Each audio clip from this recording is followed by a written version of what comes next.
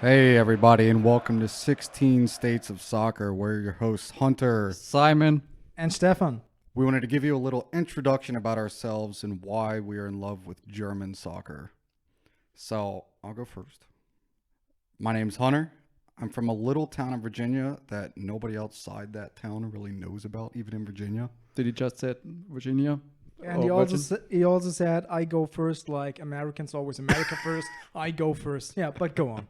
So, like I was saying, I'm from a little town in Virginia. Now, I've been in the Army for 8 years, but I've been in Germany for 5 years.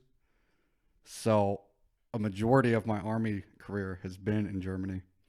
And I'm leaving the Army and staying in Germany as a resident. I love to travel and try new things. I think that's one of the big reasons I fell in love with German soccer, because you get to travel so much and you actually get the chance to go to games, because it's not like America where the stadium might be, 12 hours away, 4 states from you. You just go, sometimes 2 hours away and there's the stadium right there. So yeah, that's why I love German soccer. Yes, now I think I have to introduce myself. I'm Simon, by the way. I'm sitting next to Hunter, but I have to admit I've never been to the American Army because I'm a German citizen. And I live here in Nuremberg where we are recording, and I studied law, and recently I did my PhD, like my doctor's degree. And I used to work at a law firm, but nowadays I work for the health ministry here in Bavaria. My soccer background is kind of average compared to the guys sitting next to me. I was always watching from day one I was on Earth. I was watching with my father. I was always playing. I was one of the best goalkeepers in my city. Mention the age span you were the best goalkeeper in. Yeah. What age was it? From 6 to 10, I think I was one of. Does that even count? Of course, it count. Had the If they are- goals the actual size of? No, they were not adult size, isn't it? No, it changes from. It's called youth, like it's the category where you play from 6 to 10, and then it switches to adult goals. So there was smaller goals, and it was more about reactions and reflexes, and yes, not about reaching very up high. Because I think you should know about these jokes that I'm not the tallest guy. You're taller than me, Simon. Yes, I'm not. Do you want to offend me? First episode. And I'm offend not a mini me, but if I would compare myself to Manuel Neuer, for example, I think I'm a little bit smaller. But I'm sure you felt like Manuel Neuer in front of an ice hockey goal. And actually heard from France you've been really good. So shout out to Simon. Yes, it was. I was not just bragging about myself. It was just a fact. You were 25 bragging years about ago. yourself. Just a fact 25 years ago. And yes, my favorite clubs are, I think, like most of the people in the world, Bayern Munich. And I have to admit, I have a kind of a heart for Würzburg. It's the town where I studied law. It's 200 kilometers from here, and it's 120 kilometers. So you already see it's very close by, and they are playing in the second league, and which we are covering as well in the near future.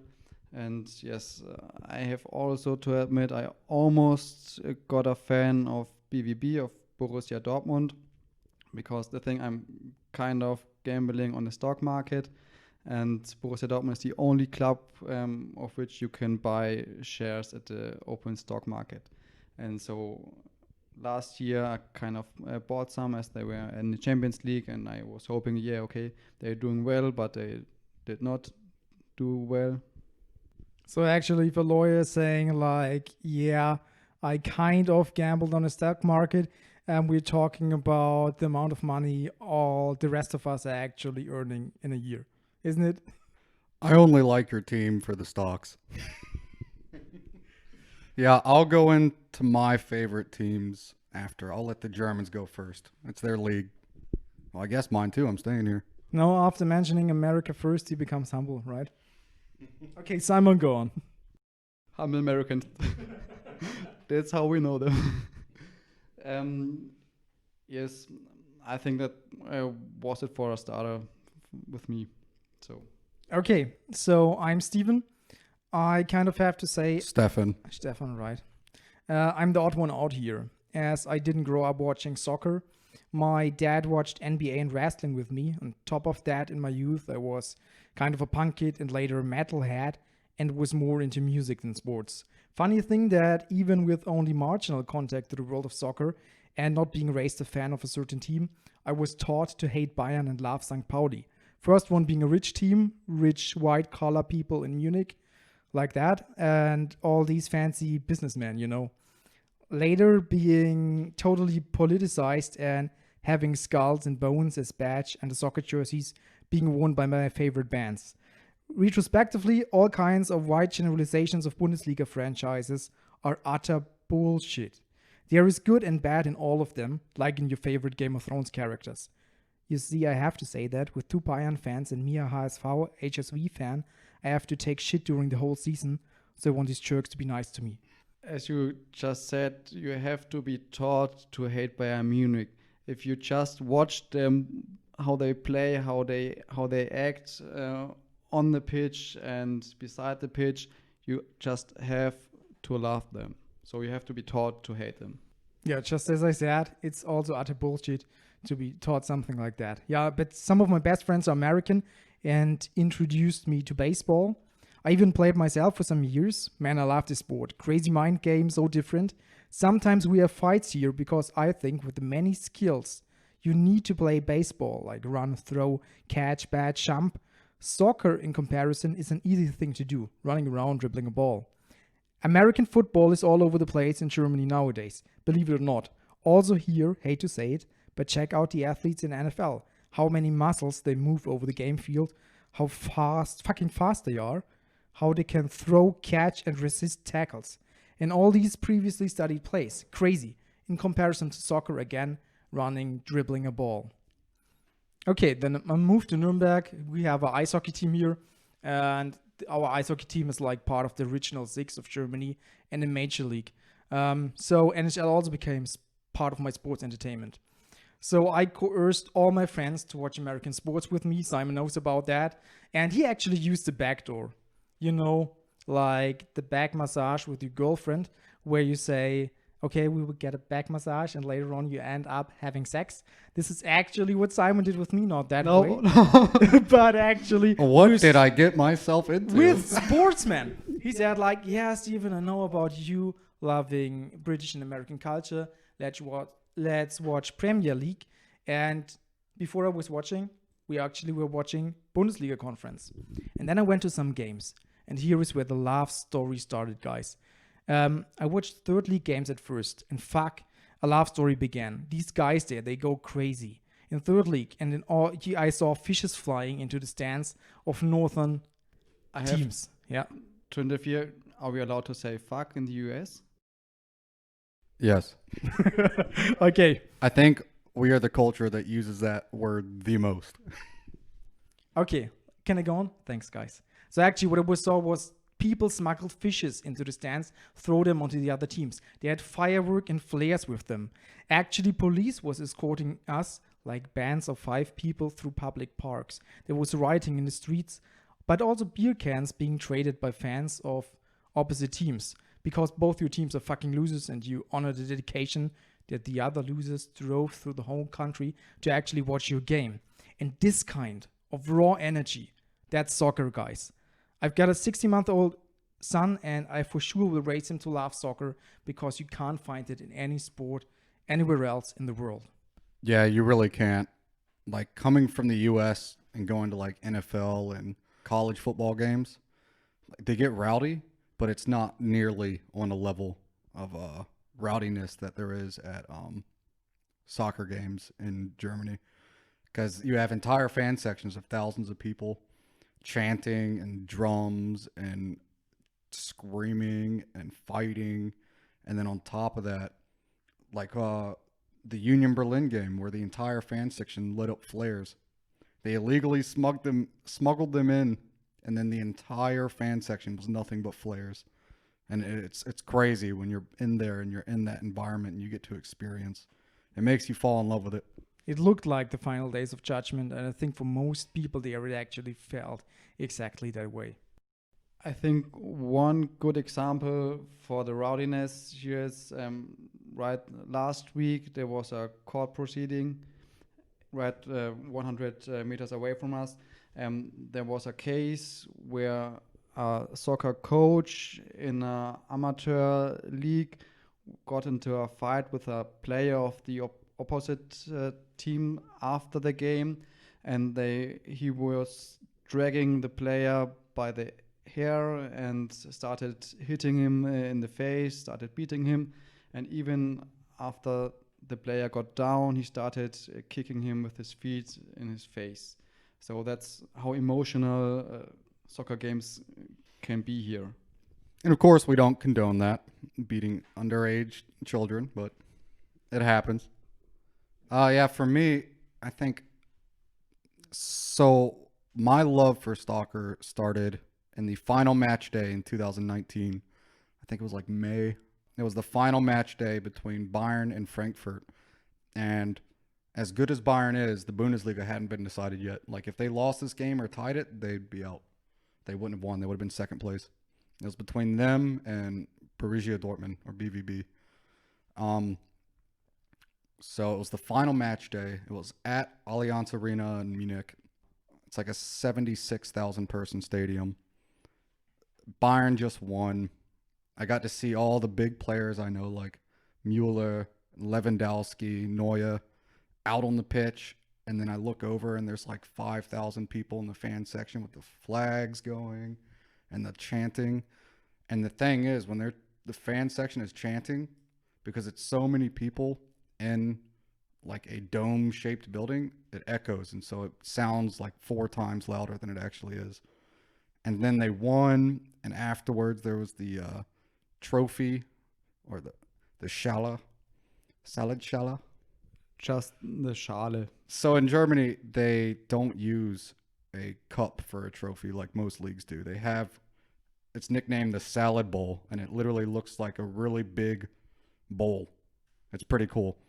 But yeah, they had the ceremony after that where the whole team lifted it up and then the glitter was coming down. So it was just an awesome experience. And I was like, this is it. This is literally the only sport I care about now. So maybe as you can figure out already, we are not covering only about results, about tactics, about strategics in this podcast. We are also covering about the culture behind the clubs, behind the fans, the rivalries, and maybe we say something about a different kind of sausages, different kind of beers, and so on. So it's quite different than you might find on the internet. Yeah, also I think, I'm also an American sports fan, and I think that is something really different here. In American sports, it's a nice thing that you can go to a baseball game. It's a family event. You sit next to each other. But here in soccer, people actually live that. It's a lifestyle. It's more than that. They have street fights. They care for their clubs. They have tattoos all over. They have fan clubs that are actually produced and led by the fans themselves. And they care for it. It's like in every pore of their life is soccer. So it's like a whole underground world that is only caring about that. And I think this is also something we want to try to cover, because the underground soccer world is different from each state to each other because the culture is different. Yeah, and that is something that I cannot stress enough to Americans. We hear about soccer hooligans and everything in England and Europe all the time. But you don't realize how real it is till you come here and you become a big soccer fan. Like me, myself, I'm in a fan club for FC Bayern. I ride the bus there every game, drink, get trashed, watch the game, and then ride back. I don't get home till like 1 o'clock in the morning on game days. But even me, I'm considered a lightweight in the fan club world. Like they have entire people, like the the soccer goon mentality is real over here. People wake up, that's all they care about, and they literally have like gang wars over this almost. It's pretty crazy, depending on where you're from. I mean, like, look at Hamburg, the team you support. Half the city is St. Pauli, half the city is HSV, HSV, which is the Hamburg team. And so, what's that street where like half the street is for St. Pauli and the other half isn't because they can't mix? The street is called the Reeperbahn, which is actually a long street with only strip clubs and also bars. And on game days, really, And the red light district. yeah, right. And really, one half is reserved for St. Pauli on game days, and the other for HSV fans. So we do not recommend to go there as a tourist. But Not on game day.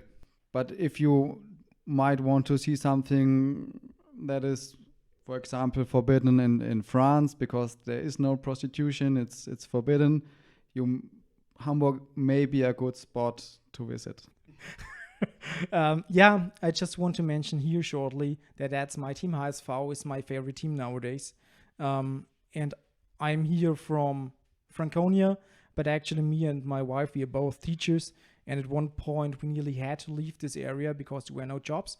So we thought about moving to our most loved city in Germany, Hamburg. Many people love Hamburg because it's a harbor city and it's so open-minded.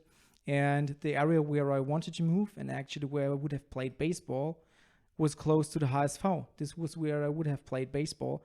And even if we stayed here in Nuremberg, my loyalty to Hamburg and also this kind of alternate life stayed, right? So we all can call ourselves lucky that you stayed in Nuremberg. Of course. All right, so I think that's it for this introduction. But come along with us because our next episode, we're going to go over the history of the Bundesliga, the structure, and then we're going to briefly go over match day 1 because for those of you that don't know, this past weekend was the first match day weekend of the Bundesliga 2020-2021 season. And if you guys don't know, in the U.S., there's, I don't want to say the name because I don't want to get in legal trouble, but there's a big sports broadcasting network that is now broadcasting the Bundesliga. So you can definitely catch it there. But we will see you guys on our next episode.